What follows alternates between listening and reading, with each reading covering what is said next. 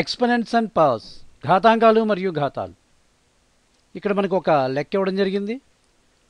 If 2 to the power of 5 divided by 7 to the power of 5 is equal to x to the power of 5, then find the value of x.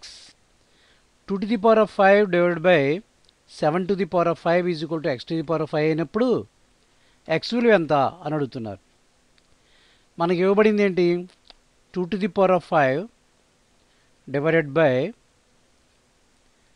7 to the power of 5 is equal to x to the power of 5. This is given.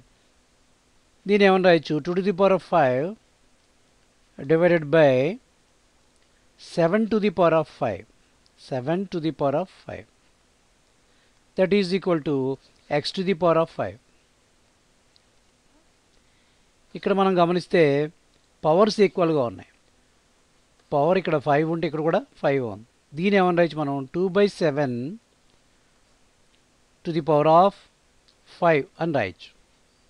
ఎంచేత a/b whole to the power of m అని ఉంటే కనుక ఈ సందర్భంలో ఏకి power వర్తిస్తుంది, అంటే a to the power of m by b to the power of m.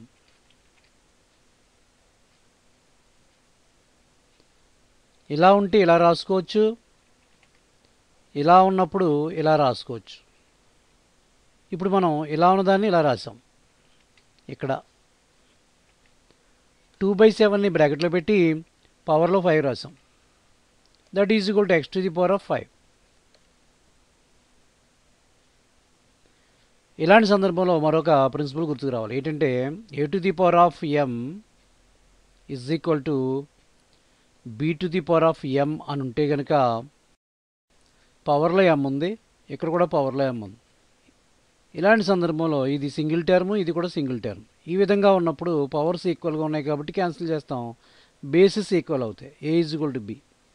ఈ సూత్ర ప్రకారం ఇక్కడ పవర్స్ని క్యాన్సిల్ చేస్తాం. ఎంచేత ఈక్వల్గా ఉన్నాయి కాబట్టి, ఇది సింగిల్ టర్మ్ కాబట్టి, ఇది కూడా సింగిల్ టర్మే కాబట్టి, మధ్యలో ఈజ్ ఈక్వల్ టు ఉంది కాబట్టి ఇంకేం మిగిలింది మనకి?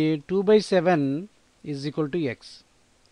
అంటే దీని అర్థం x is equal to 2/7. x విలువ మనకి 2/7 వచ్చింది.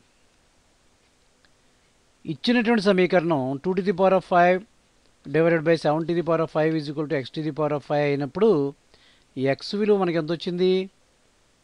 2/7 వచ్చింది. ఈ లెక్కను మనం ఈ విధంగా అర్థం చేసుకోవాలి.